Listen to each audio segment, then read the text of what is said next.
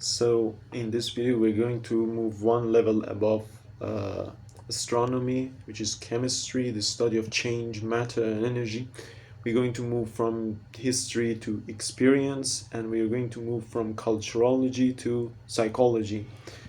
So the essence of chemistry is change, and it's something between actuality and potentiality. Let's ask AI what he thinks about an argument from change and the essence of chemistry. Okay, so hello AI. I want you to provide an argument from change for God as something between actuality and potentiality, which is the essence of chemistry.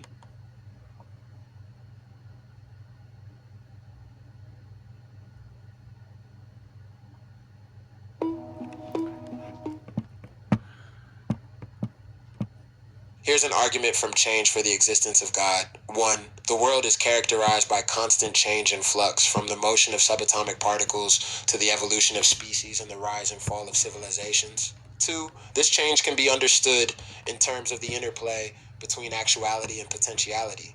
That is, between what is currently the case and what has the potential to become.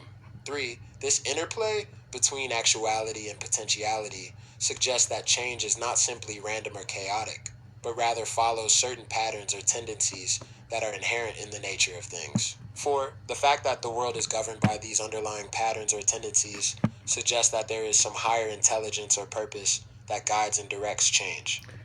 Why didn't you provide the Thomas Aquinas's argument from change and first mover? How about that?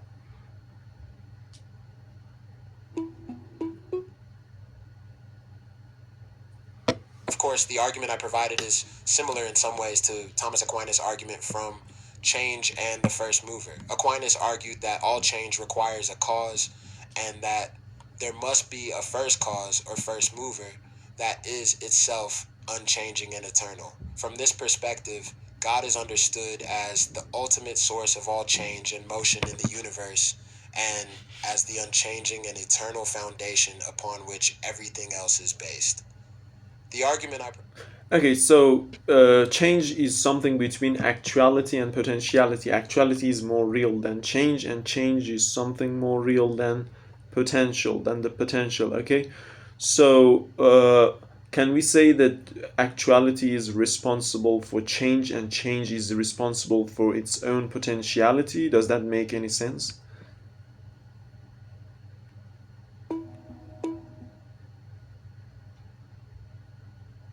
Yes, that's a valid way of looking at it. From an Aristotelian perspective, actuality is the state of being fully realized or complete, while potentiality refers to the possibility of becoming something else. So we can say that actuality is the source of change in the sense that it is the starting point from which things can move or develop into something else. At the same time, change itself has its own potentiality in the sense that it opens up new possibilities and opportunities for further development. In this way, we can see how actuality, change, and potentiality are all interconnected and interdependent, with each one playing a necessary role in the ongoing process. So, for example, in a chemical reaction, two substances are reacting with each other. First, they have the potential, then they change and become, they constitute and they make up a new substance. So, that new substance has been actualized. And then that new substance becomes a potential for another new substance that's later going to be changed and therefore actualized. Is this the right ontological framework for chemistry, I mean? Yes, that's a good example of how these concepts can be applied to a specific case. In a chemical reaction, the two initial substances can be seen as potentialities since they have the capacity to transform into something else. When they react with each other, they undergo a process of change in which their potentialities are actualized and a new substance is formed. This new substance can then be seen as an actuality since it is fully realized and complete in itself. But at the same time, this new substance also has its own potentialities since it can undergo further changes and transformations in the future. So, the process of chemical reaction can be understood as a dynamic interplay between actuality, change, and potentiality, in which each stage builds upon and opens up new possibilities for the next. So let's move to experience. William James, I think, if I'm not mistaken, believes that experience is neither totally psychological and qualitative nor totally like chemical and material.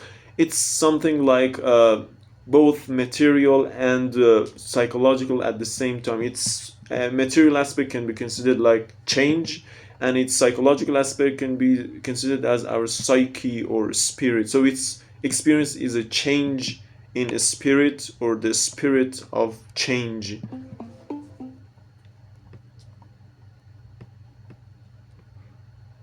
That's a really interesting perspective from William James.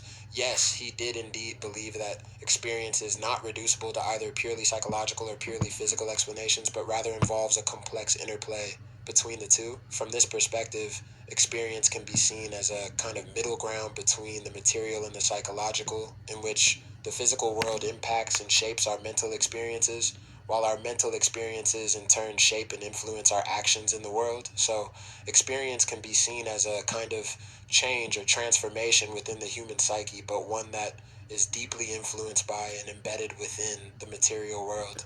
This So, although change, experience is horizontally something between change, which is material, and spirit, which is psychological, can we consider it vertically as something between life and lifelessness? Some experiences facilitate life, while others facilitate lifelessness or deadliness.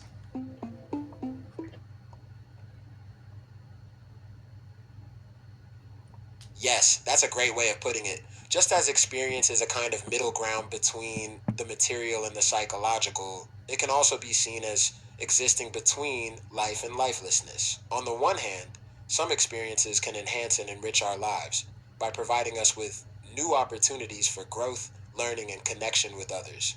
These experiences might include things like falling in love, achieving a long term goal, or having a meaningful conversation with a friend.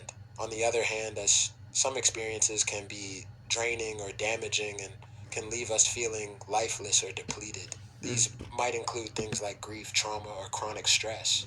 So we So, can we say that just as change as the chemical aspect of experience is something between actuality and potentiality, experience is something between life and lifelessness, and a spirit or psyche is something between faith and distrust?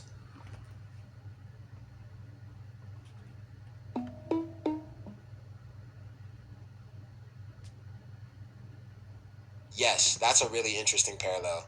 Just as change can be seen as existing between actuality and potentiality, and experience can be seen as existing between life and lifelessness, we can also think of the psyche or spirit as existing between faith and distrust. Faith, in this sense, refers to a kind of trust or confidence in something beyond ourselves, whether that's So, life is essentially a unity between actuality, which is inferred from the material world, and faith, which is inferred from the psychological world. Am I right?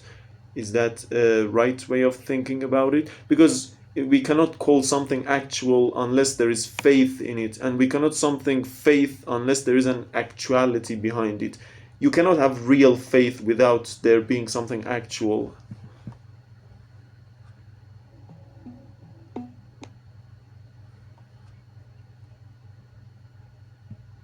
That's a really profound insight. Yes, I think you're absolutely right that life requires a kind of balance or harmony between actuality and faith. Without actuality, that is, without a material world that we can interact with and experience, our faith would be empty and abstract with nothing to ground it in reality. At the same time, without faith, that is, without some kind of belief or trust in something beyond ourselves, our actuality would be meaningless and devoid of purpose. So we can see life as a kind of dance between these two poles in which we continually seek to align our faith with our experience of the world around us while also allowing our experience to shape and inform our faith.